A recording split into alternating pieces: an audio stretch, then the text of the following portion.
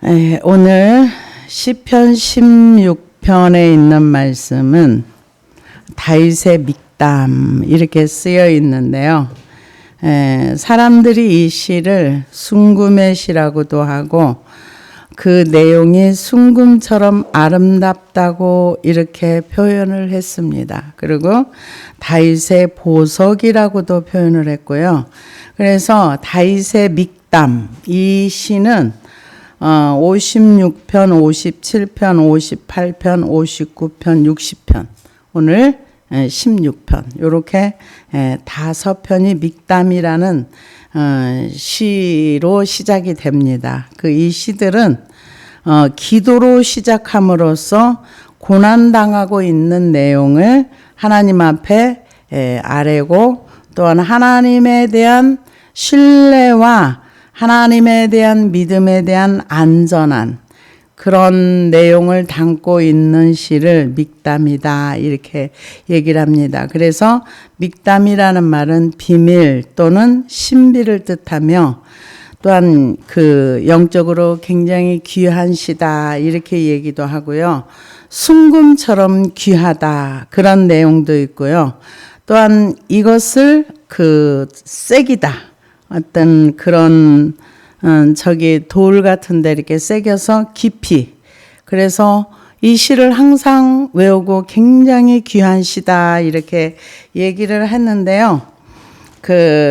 인생의 승리의 비결이 담긴 노래다 이렇게도 얘기를 합니다. 그래서 히브리어로 미크담은 황금, 또 게템, 또 비문, 그래서 새겨놓은 글씨라고, 굉장히 히브리 시 중에서 중요한 시라고 얘기를 하는데, 저희가 왜 이 시를 이렇게 중요하다고 얘기를 했을까? 그리고 돌비에 새기는 것과 같은 그런 새김의 시다. 그래서 황금의 시편, 대속의 시편 이런 여기가 있는데, 여기에서는 이렇게 신앙의 혼합주의자들의 신앙을 물리치고 하나님만 바라보는, 그래서 여기 16편의 시 중에서는요, 하나님의 통치가 완전하고, 우리 바울 선생님이 얘기했던 것, 또한 예수님이 아무든지 나를 따라오려거든 자기를 부인하고 자기 십자가를 지고 나를 쫓을 것이라 이렇게 얘기했는데, 다윗은 이미 이게 되어 있는 상태. 대단한 거죠. 엄청난 거죠. 그래서 굉장히 이 시편 16편이 되게 중요한 시다. 신앙의 고백 플러스 하나님을 왕으로 대접하고 하나님의 통치가 자기 안에서 완전히 이루어지는 거. 그러니까 구약과 신약이 다르지 않다는 거. 구약의 하나님이 신약의 하나님이고, 그 하나님이 동일한 하나님이고 동일한 성도들인데, 우리는 좀 오해하는 부분이 있습니다. 무엇을 오해합니까? 하나님을 그냥 나에게, 그래서 제가 이제 이렇게 기도를 하다 보니까 우리에게는 신관이 참 여러 가지가 있더라고요. 어떤 신관이 있는가? 하나님에 대한 오해가 이 알라딘 램프에 나오는 이렇게 지니처럼 이렇게 이렇게 하면은 내 필요를 채워줘. 또 내 문제가 심각할 때 구판을 벌리듯이, 무당의 구판을 벌리듯이 하나님은 내 문제를 해결해줘. 안 해주면 버려. 내가 필요한 걸 안 채워주는 하나님은 필요 없어. 그런 어떤 여러 하나님에 대한 신관이 다 달라요. 그런데 다윗은 여기에서 하나님을 왕으로 모시고, 사람들은 무엇을 원하느냐? 하나님에게 요구하는 건 뭐냐? 알라딘의 램프처럼 내가 필요한 걸 채워주는 하나님, 나의 문제를 해결해주는 하나님, 그리고 하나님이 주시는 물질과 축복, 이것을 원해요. 그런데 여기에서 다윗은 자기의 생명의 주인 되시는 하나님이 주시는 그 어떤 것이 아니라 하나님 존재 자체가 나는 필요합니다. 나의 복은 하나님이지 하나님이 가지고 있는 게 아니에요. 하나님이 주시는 그 상에서 떨어지는 치유나 이런 것이 아니라 대부분 예수님한테 여인이 그 자기 딸이 흉악한 귀신이 들렸다고 이렇게 얘기를 했을 때 예수님께서 그러셨잖아요. 그 가나안 여인에게 아들의 떡을 취하여 개들에게 주는 것이 마땅치 않다. 한마디로 그냥 확 낮춰서 얘기를 했을 때 그 여인이 뭐라 그래요? 상에서 떨어지는 부스러기라도 개들이 먹습니다. 그 부스러기라도 주세요. 그럴 때 예수님께서 귀하다 이렇게 받아들였던 것을 볼 수 있습니다. 근데 사람들은 대부분 그 부스러기를 원해요. 주님에게서 떨어지는 그 부스러기들. 근데 왜 이것이 믹담이고 황금시고 돌에 새기고 이것을 중요하다고 했는가? 하나님 존재 자체가 나에게는 모든 것입니다. 이 고백이 이 시편 16편에 담겨 있습니다. 그래서 제가 이 말씀을 이제 보면서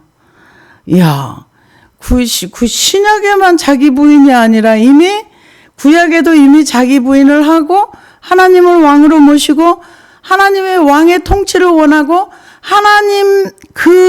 하나님이 가지고 있는 하나님 손에 들려 있는 부귀와 영화와 뭐 이런 것들이 아니라 하나님 존재 자체를 원하는 다윗. 정말 하나님 마음에 합할 수밖에 없겠구나 이 생각이 들어갔습니다. 그래서 16편 1절에 보니까 하나님이여 나를 지켜주소서 내가 주께 피하나이다. 주께 피하나이다. 그러니까는 이게 죽음이나 어떤 굉장히 상황이 좋지 않은 두려움 가운데 있는 상황 가운데서 피난처를 하나님으로 삼았다는 거죠. 근데 우리는 힘들고 어려우면은 대부분 돈으로 해결할 수 있는 문제는 하나님 안 찾아요. 만약에 저도요, 돈이 저에게 필요한 만큼 있었으면 전 기도 안 해요. 안 했을 거예요. 근데 아무것도 할 수 없었기 때문에 저는 기도를 한 겁니다. 근데 다윗은 이 사울이 쫓아다니고 뭐하고 할 때에도 피난처가 사실은 없었어요. 한번 사울이 병사들 데리고 올 때 3,000명씩 데리고 와. 완전히 3,000명 말이 그렇지 얼마나 많아요. 그냥 샅샅이 뒤지고 이스라엘 땅이 넓기나 해요? 경상남북도 합친 것보다 작은데? 그렇게 작은 땅에 3,000명씩 매일 데리고 와서 찾아보세요. 얼마나 불안했겠어요. 그런데 다윗은 하나님을 피난처로 삼았다. 요즘 많은 사람들이 하나님이 없다 보니까 중독에 많이 됩니다. 미국 같은 데는 완전히 좀비처럼 걸어 다니고 그런 지역이 있더라고요. 그래서 그런 어떤 내가 힘들고 어려울 때 어디를 제일 우선순위로 찾아가는가? 다윗은 하나님이었어요. 내가 힘들고 두렵고 어려움이 있을 때 하나님께 가서 피했다 그랬어요. 이거는 말로 하는 게 아니라 실제가 되는 거. 내 마음이 하나님을 향해 가서 피난처를 삼았다. 이 얘기는 병아리들이 어미 품에 있으면은 안전하듯이 하나님 품에 안겨 있으면 안식을 누렸다. 이렇게도 볼 수가 있습니다. 그래서 이 세상에 의지할 곳은 하나님밖에 없어요. 근데 사람들이 왜 힘드는가? 의지할 데가 없어서 그래요. 의지할 데가 없어서 그래요. 그래서 이렇게 힘든 상황 가운데 다윗은 나를 지켜주소서 내가 주께 피하나이다. 내가 여호와께 아뢰되 주는 나의 주님이시오니 주밖에 나의 복이 없다 하였나이다. 이게 나의 주시오니 이거는 당신은 나의 주시오니 히브리어로 아도나인데요. 이거는 주인을 뜻합니다. 그러면은 하나님이 주인이면 자긴 종이에요. 종은 걱정이 없어요. 왜? 주인만 잘 살면은 주인이 다 공급해 주기 때문에 걱정할 일이 하나도 없는 거예요. 근데 하나님은 그걸 원하세요. 우리를 지켜주시고 보호해 주시고 우리의 먹을 것을 채워주시고. 근데 문제는 우리가 그분을 안 믿는 거죠. 그러니까 이 주는 나의 주시오니 주밖에 나의 복이 없다 하였나이다. 그러니까 사람들은 하나님의 손에서 떨어지는 부스러기를 원해요. 그런데 다윗은 하나님은 나의 주인이야. 그래서 나에게 복이라는 거는 하나님밖에 없어. 이런 신앙 고백하기가 쉽지 않습니다. 왜냐하면 우리는 이 세상에 돈의 힘이 하도 세기 때문에 돈 많으면 힘이 세요. 그리고 돈으로 다 해결하려고 해요. 그래서 이 세상에서 가지고 있는 것으로 도피하려고 하고 세상의 것으로 피하려고 하고 힘으로 삼으려고 하는데 다윗은 주밖에는 나의 복이 없다 그랬어요. 그러니까 하나님을 내가 믿는 것 자체, 하나님을 내가 신뢰하고 문제가 있을 때 하나님께로 피하는 것 자체가 나에게는 그게 복이다. 왜? 그분이 나의 주인이니까. 주인은 종의 생명을 책임진다는 거죠. 그러면서 땅에 있는 성도들은 존귀한 자들이니 나의 모든 즐거움이 그들에게 있도다. 땅에 있는 성도는 존귀하다. 이 얘기는 땅에 있는 성도라는 것은 하나님과의 언약의 관계를 맺고 있는 사람들. 존귀한 자라는 것은 이 세상의 많은 것들은 잠깐 있다 지나가는 거지만 하나님과의 언약의 관계에 있는 백성들은 세상에서의 모습이 초라하고 보잘것 없고 남들한테 자랑할 거 없어도 영원한 세계에 가면은 아주 귀한 존재라는 거죠. 그래서 이 모든 즐거움이 그들에게 있도다.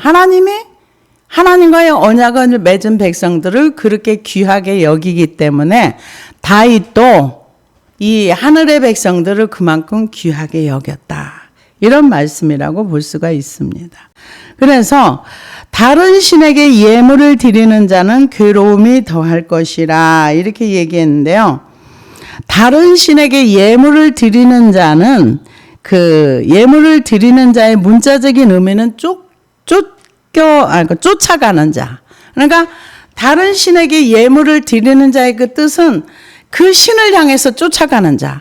아까 얘기했던 거 마약 중독이라든가 뭐는 다른 신에게. 그러니까는 사람들은 누군가를 섬기지 않고는 못 삽니다. 그래서 욕망을 섬기든지 지식을 쫓아가든지 아니면 권력을 쫓아가든지 그 무언가를 쫓아가는 그런 사람이라고 봐야 되겠죠. 그러니까 혼합주의자들. 그러면서 다른 신에게 예물을 드리는 자는 괴로움이 더할 것이라. 이는 나는 그들이 드리는 피의 전제를 드리지 아니하며 내 입술로 그 이름도 부르지 아니하리로다. 지금 다른 신에게 예물을 드리는 자는 안 믿는 사람을 얘기하는 게 아니에요. 믿는데 하나님도 믿고 다른 신도 섬기고 하나님도 믿고 쾌락도 따라가고 하나님도 믿고 자기 좋아하는 것도 하고. 근데 하나님은 온전함을 원하세요. 그런데 모든 사람들은 50%는 내가 주관하고 50%는 하나님. 어떤 사람은 90%는 내가 내 마음대로 살고 10%만 하나님. 그런 걸 원해요. 근데 하나님은 아니. 그거 아니야.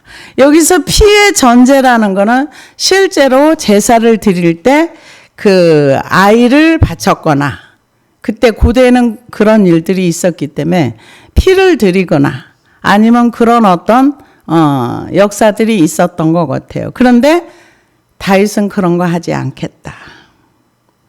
그 이름도 부르지 않겠다. 입술로도 말하지 않겠다는 거죠. 나는 내 입으로 다른 신들의 입도 그 이름도 말도 하지 아니하고 나는 하나님만 섬길 거야. 나의 주인은 하나님이야. 우리가 말로는 하나님이 나의 주인이라고 말하지만 삶에서는 내가 주인이에요. 다 내가 주인입니다. 그런데 다윗은 주변에 있는 혼합주의자들이 하나님도 섬기고 내 맘대로 살고 내가 원하는 것도 하고 하나님도 섬기고 다른 신도 섬기고 뭐 거기 가서 뭐 피해 제사도 드리고 그런다 할지라도 나는 그의 이름도 부르지도 않겠다. 입에 올리지도 않겠다. 이런 얘기를 하고 있습니다. 근데 다른 신에게 예물을 드리는 자가 그냥 예물을 드리는 것이 아니라 쫓아간다 그랬어요. 열심히 최선을 다해서 달려간다고 봐야 되겠죠. 그래서 여호와는 나의 산업과 나의 잔의 소득이시니 나의 분깃을 지키시나이다. 그러니까는 그 여호와는 나의 모든 것이 되신다는 거예요. 잔의 소득이라는 것은 여호와께 자기 자신의 모든 것이 되신다는 거예요. 우리가 성경을 보면은 예수님께서 겟셋마네 동산에서 기도하시면서 아버지여 할 수 있거든 이 잔을 내게서 옮기시옵소서. 나의 인생의 모든 것을 주께 맡긴다는 거예요. 내일 일을 나 하나님께 다 맡기고 나 인생의 모든 것을 하나님 앞에 다 의탁하고 우리는 내가 다 구상하고 꾸며놓고 생각하고 하나님 요렇게 해주세요. 하나님이 자기 저기에 내가 구상하고 내 인생이 이렇게 펼쳐졌으면 좋겠어요. 여기 도장 찍어서 사인해서 이대로 이루어 주세요. 그거는 하나님을 의지하는 것도 아니고 신뢰하는 것도 아니고 하나님을 내 필요한 걸 채우는 그 알라딘의 램프 정도로밖에 생각을 안 하는 거죠. 하나님은 우리와 교제하기를 원하시고 우리와 함께하기를 원하시는데 그렇게 안 하죠. 그래서 여호와는 나의 산업과 나의 잔의 소득이시니 나의 분깃을 지키시나이다. 내게 줄로 재워준 구역은 아름다운 곳에 있으며 나의 기업이 실로 아름답도다. 이거는 하나님 존재 자체가 기업이라는 거예요. 민수기 18장 19절에서 20절을 보니까 이스라엘 자손이 여호와께 거제로 드리는 모든 성물은 내가 영구한 몫의 음식으로 너와 내 자녀에게 주노니 이는 여호와 앞에 너와 내 후손에게 영원한 소금 언약이니라. 여호와께서 또 아론에게 이르시되 너는 이스라엘 자손의 땅에 기업도 없겠고 그들 중에 아무 분깃도 없을 것이나 내가 이스라엘 자손 중에 내 분깃이요 내 기업이니라. 그러니까 레위 지파에게 주셨던 그 약속, 주님 나는 그 약속이 내게도 이루어질 줄로 믿습니다. 그러니까 하나님이 내게 이 땅에서 어떤 기업을 주고 뭘 주고 이거보다는 하나님 존재 자체가 나의 복이고 나의 기업이고 나는 하나님으로 인한 그 기업으로 만족하겠습니다. 그것을 얘기하는 거예요. 그래서 나의 산업과 나의 잔의 소득이시니 나의 잔의 소득이라는 것은 아까도 얘기했지만 예수님께서 겟셋마네 동산에서 피와 땀을 흘리시면 아버지 할 수만 있으면 이 잔을 내게서 옮기시옵소서. 할 수만 있으면. 그런데 내 뜻대로 마시고 아버지 뜻대로 되기를 원하나이다. 그런데 이 다윗은 하나님이 내 잔의 소득이라는 거예요. 그러면은 내일 일이 내가 아무것도 그런데 다윗이 지금 이 시를 쓸 때 편안하게 앉아서 쓰는 게 아니라 고통 가운데 생명이 위협이 있고 그러니까 여기 1절에 보니까 나를 지켜주시고 내가 피난처가 되신다고 얘기할 정도 굉장히 상황이 힘들고 어려운 상황 가운데서 이 시를 썼다는 거예요. 그러면서 여기에서 여호와는 나의 복이다. 그렇게 얘기를 한 그 복도요. 보통 복에 대해서는 바라크라는 단어를 쓰는데 여기는 바라크라는 단어를 안 쓰고 그 토브라는 단어를 썼어요. 그런 하나님의 선하심. 그러니까 자기가 일생 동안 이렇게 쫓겨다니고 힘들고 어렵고 이런 모든 것들이 지나고 나서 보니까 이게 나에게 복이었네. 하나님의 섭리하심의 복이 나에게 있었네.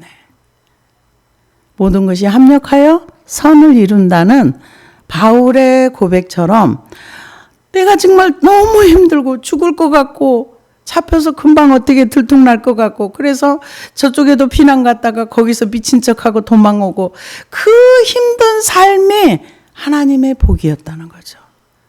이걸 고백할 수 있다는 건 하나님의 큰 그림을 봤다는 거죠. 그래서 지금 내게 줄로 채워준 구역과 아름다운 곳에 있으면 나의 기업이 실로 아름답도다. 하나님이 지금 다윗에게 뭔가로 어마무시하게 땅을 넓혀주고 뭐해서 그런 것이 아니라, 지금 자기는 하나님한테 피하지 않으면 살 수 없는 불안정한 삶 가운데 있지만은 하나님을 그만큼 신뢰한다는 얘기예요. 하나님이 나의 복이 된다. 그러면서 내게 주어진 기업이 실로 아름답도다. 하나님 존재 자체가 복이 되고, 이거는 하나님이 다윗의 전부가 됐다는 거죠. 하나님이 손에 들려있는 부귀와 영화와 장수와 선물이 아니라 선물을 가지고 계시는 그 하나님. 우리는 지금 그렇게 거기까지 가려면 어떻게 가야 되느냐? 철저하게 자기를 부인하고 자기 십자가를 지고 주님을 따라가는 삶, 완전히 주님이 왕이 되어 있는 삶, 그럴 때만 이 고백이 나올 수가 있는 겁니다. 그런데 이 다윗은 이미 그 시간 동안에 이렇게 하나님을 온전한 자신의 왕으로 모시고 살았다는 거죠. 대단한 겁니다. 그래서 나를 훈계하신 여호와를 송축할지라, 밤마다 내 양심이 나를 교훈하도다.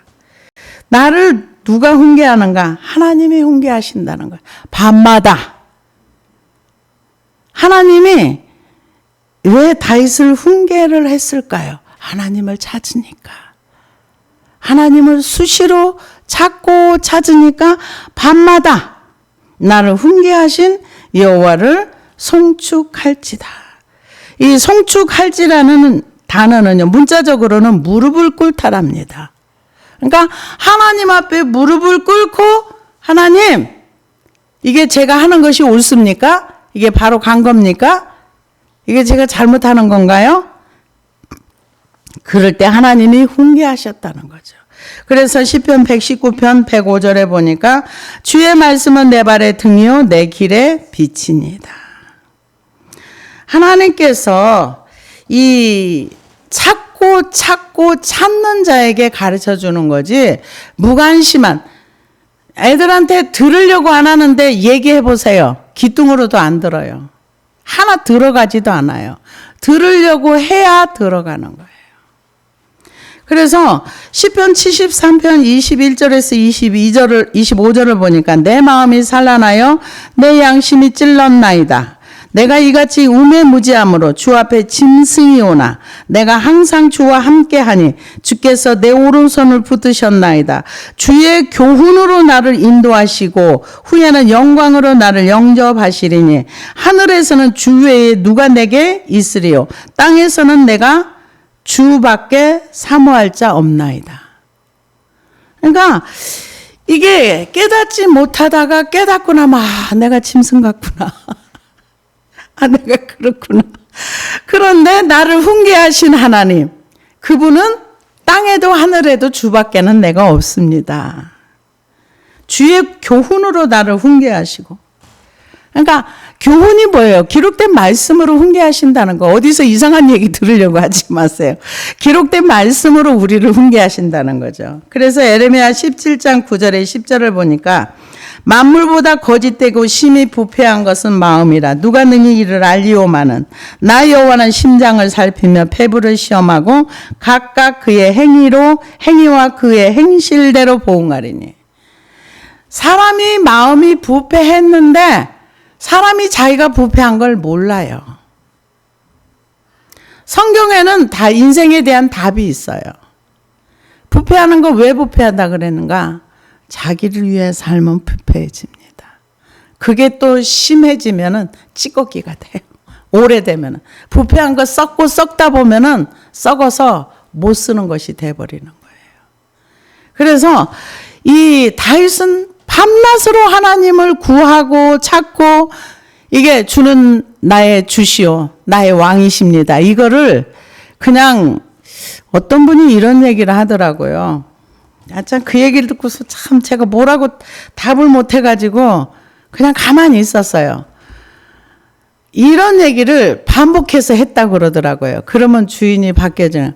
내가 주인으로 살았는데 주님이 나의 주인이십니다. 내가 주인으로 살았는데 내가 이때까지 주인으로 살았는데 주님이 나의 주인이십니다. 주님이 나의 주인이십니다. 그렇게 외쳤더니 뭐 어쩌다고 그러더라고요. 아니 외친다고 주인이 주가 되냐고요.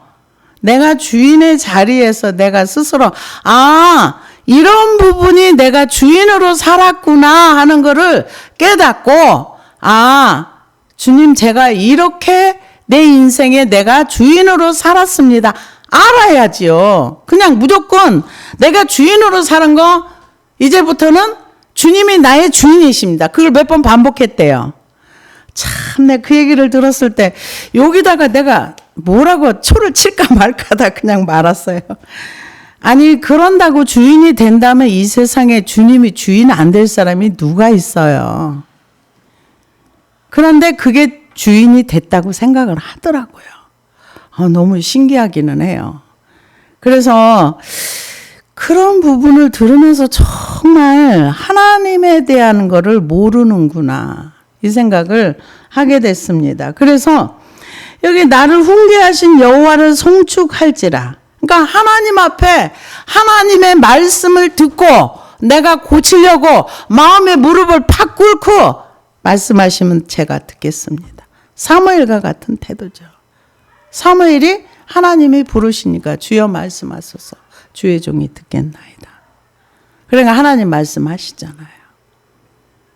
그래서 사무엘이 사는 날 동안에 그 말이 하나도 땅에 떨어지지 않고 다 열매를 맺었다고 했잖아요. 그런 것처럼 밤마다 내 양심이 나를 교훈하도다. 밤마다 하나님의 말씀으로 훈계하시고 교육하셨다는 거죠. 왜요? 들으려고 하니까 하나님의 말씀을 듣고 하나님 말씀을 순종하고 행하려고 하니까 그렇게 하셨다는 거죠. 그래서 내가 여호와를 항상 내 앞에 모시며 이건 뭘 얘기합니까? 신의 면전 앞에 살았다는 거예요. 내가 행동 하나 하는 거 하나님의 면전 앞에서 살았다. 이 성경에 보면 누가 있습니까? 그러면 형통해요. 요셉이 그랬잖아요. 내가 어찌 여호와 앞에 득죄하리까? 하나님 앞에서 죄를 짓는다고 생각을 했어요. 근데 다윗이 뭐라 그래요? 내가 여호와를 항상 내 앞에 모시며, 그러니까 신의 면전 앞에서 살았다는 거예요.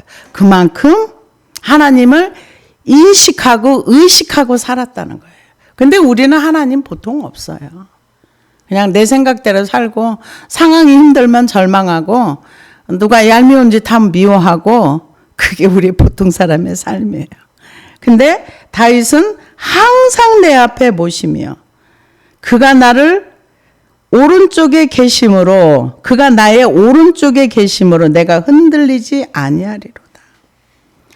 오른쪽이라는 거는 언제든지 도우실 수 있는 가까운 곳에 임재하여 계신다 이런 뜻이 있답니다. 그래서 이 하나님을 항상 의식하고 인식하고 신의 면전 앞에 살고 그분이 나의 오른쪽에 있고 그러니까 동행한다는 얘기예요. 하나님을 왕으로 모시면 동행이 돼요. 그래서 아무든지 나를 따라오려거든 자기를 부인하고 자기 십자가를 지고 나를 쫓을 거야. 이 땅에서 주님을 따라간 자가 천상에까지 가는 거예요. 거기까지 주님 따라가는 거예요. 그래서 흔들리지 않는다는 거. 왜? 주님과 함께 동행하니까 흔들릴 일이 없죠. 세상이 얼마나 요란하고 시끄럽습니까? 그런데 흔들리지 아니하리라. 이러므로 나의 마음이 기쁘고 나의 영도 즐거워하며 내 육체도 안전히 살리니. 영혼, 육이 다 안전하고 편안하다는 거예요. 뭐 할 때? 하나님이 함께 계실 때. 그래서 하나님과 함께하는 삶은 기쁨이 충만하다는 거예요. 하나님 보호해 주시고 지켜주시고 그래서 항상 하나님을 왕으로 모시고 내가 그분 앞에 살고 그분의 교훈을 듣기 위해서 마음의 무릎을 꿇고. 근데 우리는 하나님께로 배우려고 안 해요.